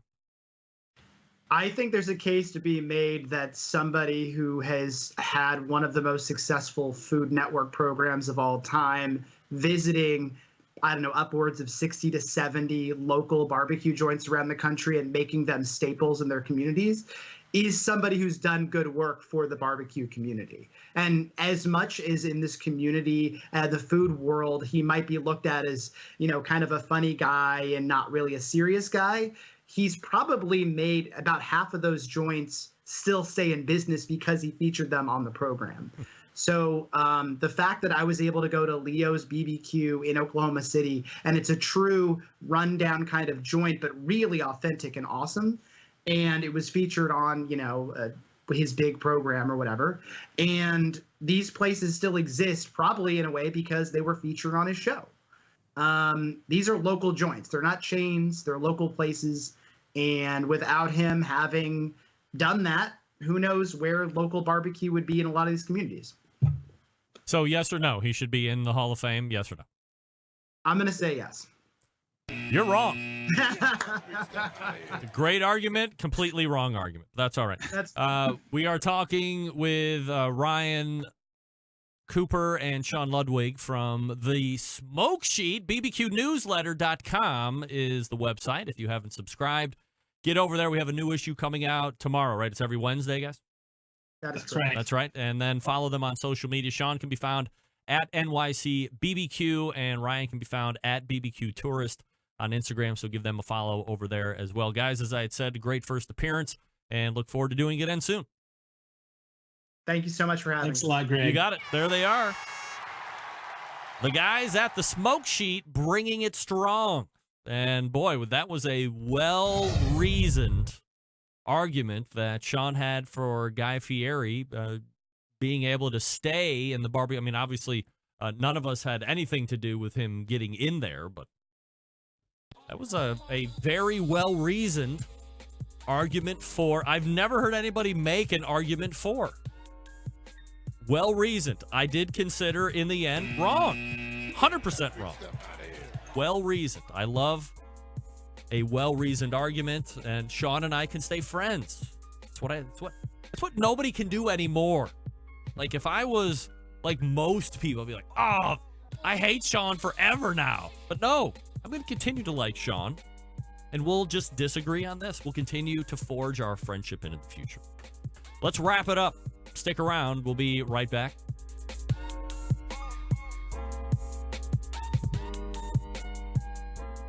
Whole packers, full racks, legs and thighs, injecting butts. If you've never heard this before, you might think you found the best XXX show ever. Let's get back to the most homoerotic host out there today, Greg Rempe. Hey now, we are back and wrapping it up. All the way back in the first hour, we talked with Stephen Reichlin, Barbecue Hall of Famer, creator of BBQBible.com. Talked about cooking pumpkins on embers and 10 different squashes, where he likes to go in New York City. The list goes on. Robin Lindars joined us after that, grillgirl.com at grillgirlrobin on Instagram and 2B TikTok. Fried iguana tacos. She made them and ate them and said they were great, by the way. She has new iguana recipes coming up for next month, and she's competing at the World Food Championships coming up on Saturday, so we wish her good luck.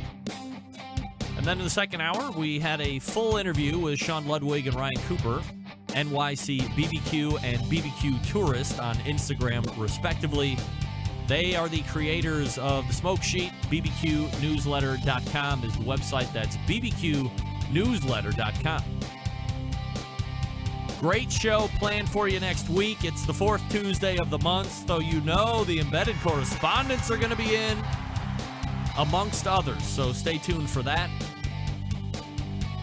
Emily Detweiler is scheduled to reappear on the 29th version of the October 29th edition of the BBQ Central Show. So stay tuned for that as well. September 11th, 2001. I will never forget. Until next Tuesday at 9 p.m. Eastern, this is your program host and proud U.S. American, Greg Rempe. Good night now.